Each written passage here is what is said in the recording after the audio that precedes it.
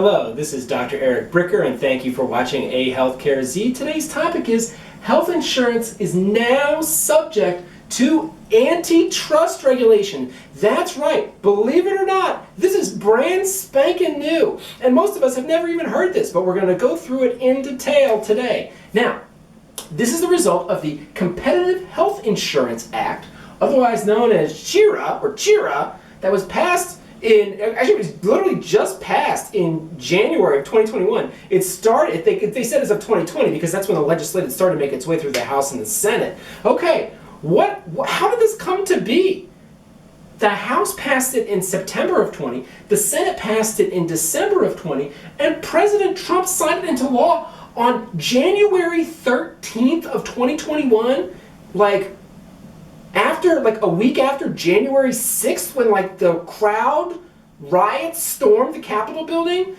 No, of course, nowhere was this in the news, but what's going on here? So, I gotta take you back in history.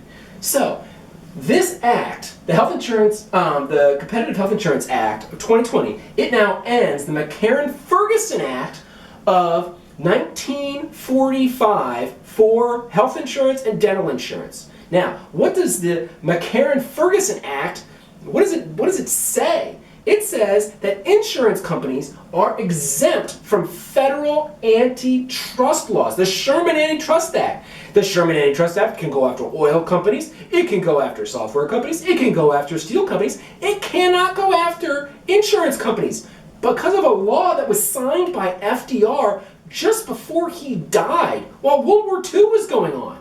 And that stuck around for over 70 years. Interestingly, this not a part of the Affordable Care Act in 2010. You would think that the Affordable Care Act in 2010 would be a perfect occasion to say, okay, health insurance companies probably need to be subjected to the same antitrust laws as every other company in America. But no, not a part of the Affordable Care Act in 2010. So then, the same act, by the way, this was sponsored by a Democrat from Oregon in the House, The exact same law was sponsored by a Republican from Arizona in 2017. It passed the House barely, and then it died in the Senate Judiciary Committee. And now, when it passed the Senate in December, it was a unanimous vote. Everyone in the Senate voted in favor of health insurance companies now being subjected to antitrust regulation. Every single one. So, that begs the question, why? So obviously, the health insurance industry must have done something to really tick off the congressmen and the senators and the president. Why? Listen, and I'm no political strategist. I don't know why. This is just my theory that I'm going to share with you today. So, what happened was COVID-19. That's what happened. And as everybody knows, all the elective procedures got delayed or canceled, right? And as a result of that, all the health insurance companies were still collecting all their premiums, and so they had record profits, record on top of record profits, because they were collecting the premium and they weren't paying out as much in claims because people were canceling all their elective procedures like their orthopedic spine and knees and hips, etc., etc. Now, United Health Group in the second quarter of 2020 made $6.7 billion of profit. That's not revenue, that's profit. That Anthem made $2.3 billion in profit. Humana made $1.8 billion in profit in just one quarter alone, the second quarter of 2020. That, for all of them, that is a 200% increase. It is double for the second quarter of 2019. So they all basically doubled their profit compared to the previous year in just that one quarter. And so, wait a minute. So here we have a national catastrophe where people are dying, and we have healthcare workers on the front lines struggling day in and day out.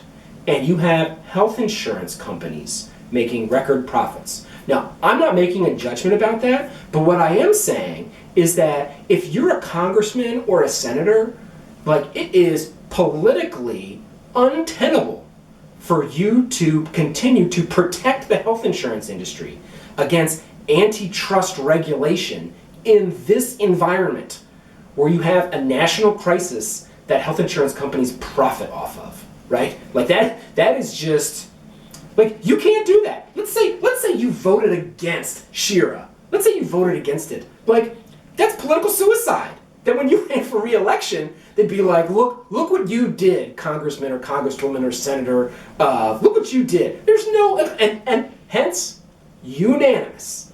And that might be why you have unanimous. Now, the Justice Department sent out a press release that said, this is fantastic. We are so looking forward to taking advantage of the antitrust regulatory power that we now have. The National Law Review also said this paves the way for private litigation where individuals or companies could then sue as well because they could be justified now in doing so. So this is a major change, and note here, at the tumultuous political times that we're having right now, we had a major change in regards to safe harbor for rebate payments to PBMs, and we have this huge antitrust regulatory change for health insurance companies. So this is some like momentous stuff, and I wanted to share it with you here, and thank you for watching A Healthcare Z.